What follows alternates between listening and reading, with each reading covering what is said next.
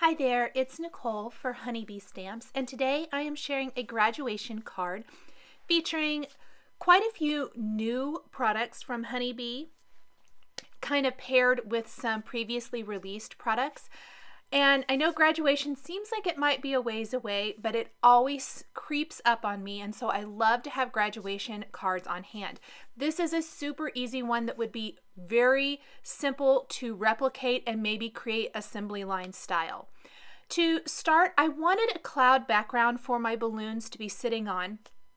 The easiest cloud background I can think of is creating one with this awesome outdoor scene builder stencil. This is the clouds. I'm simply flipping it all four sides, kind of alternating, using Salty Ocean Distress ink to create this cloud background.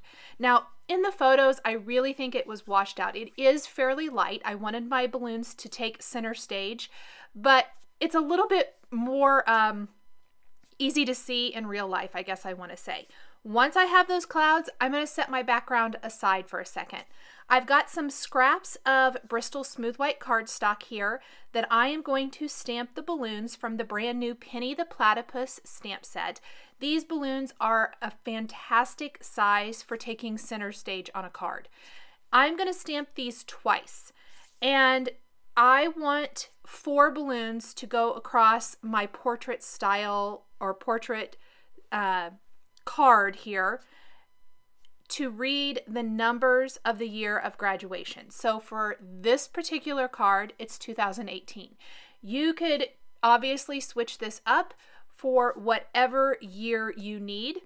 I love cards like this, and I love personalizing them so that I know a lot of people tend to keep their cards for things like graduation, and I think this is a great way to really kind of commemorate that.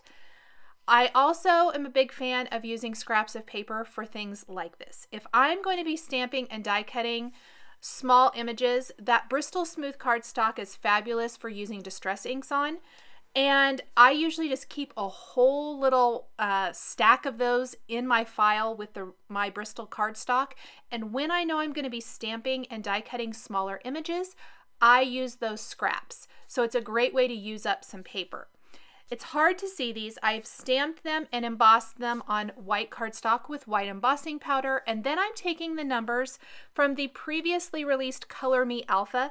These are a great open letter, or open number and letters, I guess I should say, and they are really fantastic for customizing the balloons. So once I have the balloons, I'm going to stamp the numbers, go ahead and emboss those with white as well, and then I'm going to die cut these with the coordinating dies.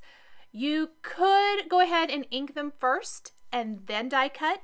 It's really whatever you prefer the most. For this, I didn't want a whole lot of excess ink all over. I didn't want to accidentally get ink on one of the other balloons. So for me, it's a lot easier to die cut these first. I hardly ever do that except for this particular technique.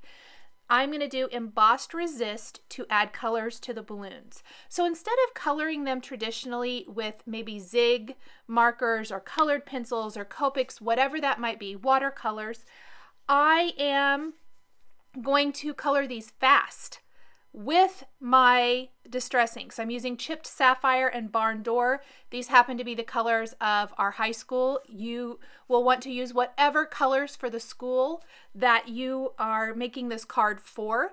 Once I have the ink, you might have noticed I took a water brush pen and applied water to the number. Then if you blot that, it's going to pick up the ink, lightening the number. So I don't have to worry about coloring it another color. I want it to be highlighted, and to do that, I just lightened it by adding water, which the water reacts with the distress inks, and it's going to pick that color up, or some of that color up, from the number. I'm going to do this on all 4 balloons. So I'm going to ink them up with my ink blending tool and the distress ink. Go ahead and buff any ink sitting on top of the embossing off, and then add water to the number and pick it up with a clean paper towel. Spritz my background, wipe that up with my paper towel. I like to clean up between changing colors. I don't want any cross-contamination. And we'll do the 2 red balloons exactly the same. If I wanted to color these in traditionally, I would do this very similar. You would just color them instead of adding ink. Part of the reason I did it this way is I stamped and embossed these with white. That cute little balloon tail is going to get lost. If you colored these in with zigs or something like that, you would lose a lot of the detail, or it would be very hard to see. So this way with Emboss Resist, you still see all of that. I even had to fix one of these. I didn't think it got inked very well, so I'm just going to redo it one more time. Kind of carefully blot that up because I want the insides of the letters to still be dark. So the inside are numbers. I keep saying letters, I mean numbers. I want that inside of the 0 and the inside of the 8 to be dark still. Next, I stamped the graduation cap from Penny the Platypus on another scrap of Bristol Smooth cardstock, and this time I am going to color this in with Zig Clean Color Real Brush Markers. They blend beautifully on Bristol Smooth cardstock. Be careful, you don't want to smear it. I did smear mine a couple times, and I kind of just had to be creative with fixing that. You could stamp this on Nina's Smooth White cardstock, color it in with Copics or colored pencils, whatever you want to do here. Again, I am keeping the colors specific to our high school. So I'm doing a red cap here. The girls wear red, the boys wear blue. This is going to be for a girl, obviously. Switch it up, whatever you want to do there. I think it's really fun to put graduation caps on balloons. I've done this technique with other supplies before. For whatever reason, I think it's really cute and funny. I know this cap was made for the Platypus in the stamp set, but I like to find other uses for it. Once that's colored in, I'm going to die cut that with the coordinating die. And then I've got, you can choose to use any greetings you want. I was playing around with the Congratulations Grad stamp set, and I thought I would use the Congratulations stamp first, and then I decided I really think I want to use the die, and I chose that for one reason. I need to stamp my balloon strings. And if I wanted to stamp that and maybe mask it off and stamp my balloon strings around it, I think that would look fine. That's one possibility. But I just felt like the bottom of my card needed a little dimension of some sort. And so I decided to go with the Congratulations die instead. And I'm going to die cut that from a sandwich of silver glitter cardstock adhered to fun foam with stick-it adhesive and layer that over my balloon strings. So we need to get those balloon strings on first. I wanted the balloon strings to show up, but I didn't want them to be black. I decided, because I'm die cutting my sentiment from silver glitter cardstock, I think silver balloon strings would also look good here against the cloud background. So from Penny the Platypus, I'm going to take my balloon strings. I'm going to stamp those with Versamark ink, sprinkle on my silver embossing powder, and then heat set that. And I want to do that for all 4. To make sure that I get placement correct, I need to go ahead and lay out my balloons where I want them to lay, where I want them to fall. I want to make sure that the balloon that I'm putting the graduation cap on has enough room so it's not sticking off the top of the card and you have to trim off a whole bunch of it. So I'm being kind of careful with where I'm putting those. Then once I have my first 2 balloon strings, I adhered my first 2 balloons with foam adhesive. A little bit of dimension on a simple card adds a lot. This is a fairly simple design. Like I said, this could be mass produced. You may want to leave off a few little things. Maybe you don't want to add as many sequins or whatever, just to save some time. You could always go with Nuvo crystal drops. That would probably be a little quicker than trying to apply all the little sequins. You could leave them off altogether. There's no, right or wrong here at all. You can embellish as much or as little as you like. Once I have my first 2 balloons, I'm going to lay out my second 2 balloons and make sure they're where I want them to be. Stamp those balloon strings, sprinkle on my silver embossing powder again, and heat set that.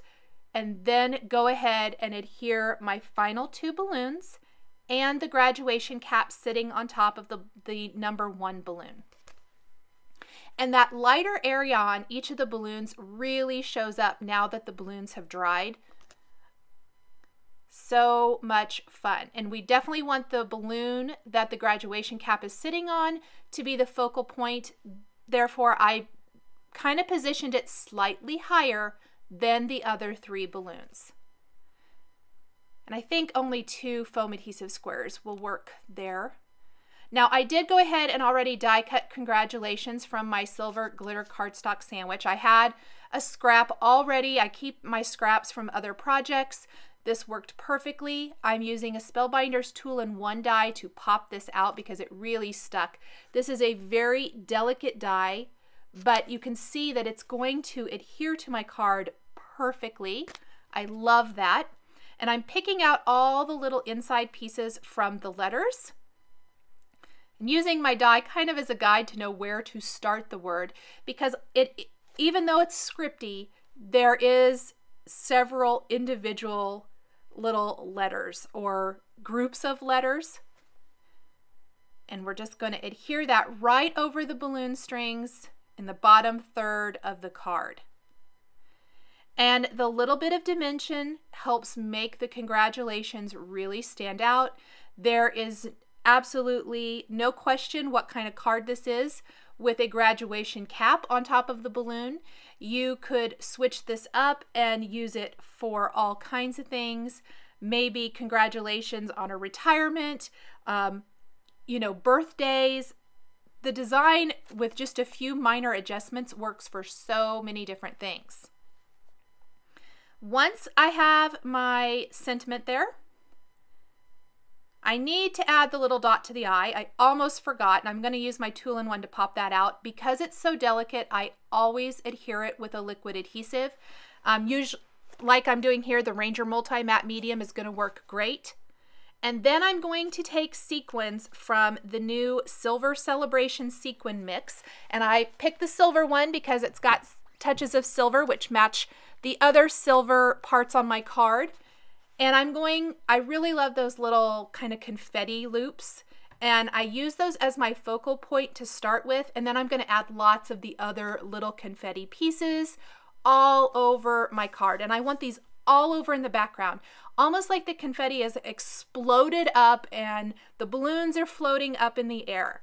You really want that feeling of celebration on this kind of a card. And I'm using a jewel picker to pick up all these little pieces and pop them on my card where I want them to go. That helps keep my fingers out of the way. Everything is being adhered with Ranger Multi-Matte Medium. I'm adhering some of the pieces off the edge of my card. This really helps ground the design so it doesn't feel like you just put a whole bunch of stuff right in the middle of the card. Once dry, I'm going to snip off anything hanging over the edges because my background is A2 sized, meaning it's 5.5 by 4.25 inches. We'll take a white top fold card base, go ahead and put some adhesive on here, pop the background in place. That is looking good. 1 or 2 final things. 1, I want to continue the sentiment on the inside of the card, meaning I want it to read congratulations on your graduation.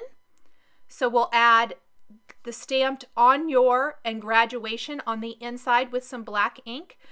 I almost forgot my exclamation point, so I went ahead and grabbed that real quick to finish that. And finally, we're going to take some glossy accents and add that to the light areas, the numbers on the balloons.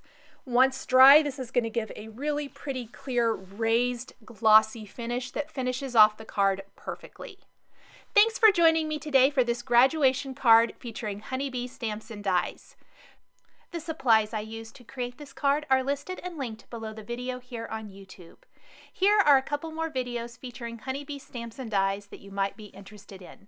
Please subscribe for weekly card making and stamping videos. Thanks for watching, and we'll catch you next time.